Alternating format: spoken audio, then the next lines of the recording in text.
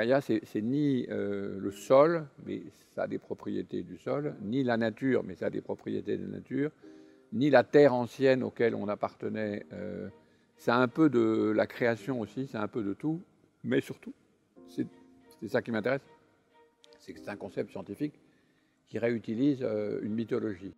La Terre, Gaïa, qui est en fait d'une immense complexité et sur lequel, au fond, scientifiquement, on ne sait pas grand-chose, est un territoire à redécouvrir.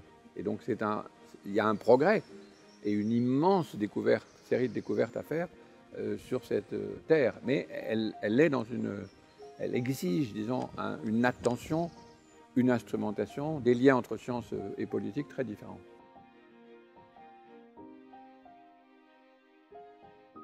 Notre insensibilité est d'abord un problème de représentation et très largement un problème intellectuel.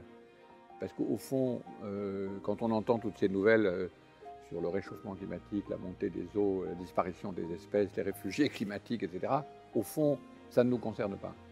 Parce qu'on n'est pas de cette terre, on appartient à un autre ensemble que j'appelle le globe.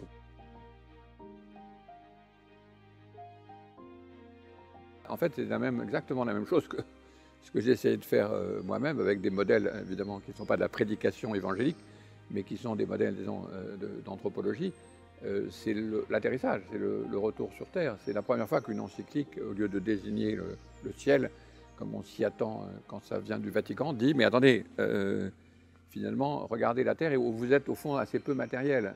Donc ce mouvement de redirection du regard nous dirige dans la bonne direction, c'est-à-dire dans ce que j'appelle l'atterrissage.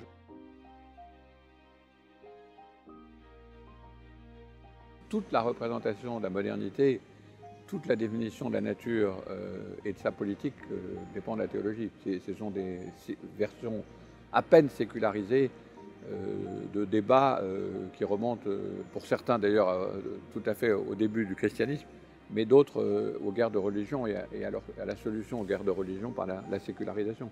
Donc il n'y a pas de, c'est un argument disons, assez banal, mais il n'y a pas de concept politique qui ne soit pas des concepts théologiques. Et au fond, il s'agit de passer d'une théologie politique à une autre théologie politique.